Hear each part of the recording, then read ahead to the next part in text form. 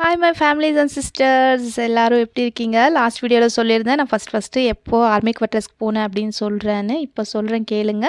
நான் first army குவார்ட்டர்ஸ்க்கு போனது எப்போ அப்படின்னா, மேரேஜ் முடித்த உடனே கிளம்பி போயிட்டேன் நான் யூபிக்கு. பட் அங்கே வந்து குவார்ட்டர்ஸ் ஆப்ஷன் இல்லாததால் ஒன்லி 2 மந்த்ஸ் மட்டும் தான் அங்கே ஸ்டே பண்ணுறதுக்கான பர்மிஷன் கிடச்சிது. அதுக்கப்புறம் கூட்டிகிட்டு வந்து மாமியார் வீட்டில் விட்டுட்டு போயிட்டாரு.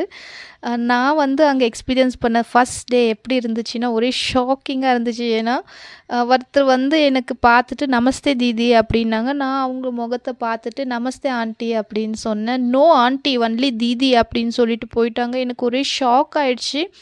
ஏன் அப்படின்னு கேட்டால், இங்கே சீனியர் ஆகட்டும் ஜூனியர் ஆகட்டும், நமக்கு வயசில் சின்னவங்களாக இருந்தாலும் நமக்கு வயசில் பெரியவங்களாக இருந்தாலும் அவங்கள வந்து நம்ம தீதின்னு தான் சொல்லணும். இது ஆர்மி குவார்ட்டர்ஸோட ரூல்ஸ் அப்படின்னு தான் நான் ஏற்றுக்கிட்டேன். ஏன்னா ஹஸ்பண்ட் கிட்ட சொன்னது, யாரையும் ஆண்டின்னு போய் கூப்பிட்றாத, எல்லாரும் தீதின்னு தான் சொல்லுவாங்க, நீயும் அப்படியே ஃபாலோ பண்ணிக்கோன்னாங்க. என்ன மாதிரி யாரெல்லாம் எக்ஸ்பீரியன்ஸ் பண்ணியிருக்கேன் கமெண்ட் பண்ணுங்கள்.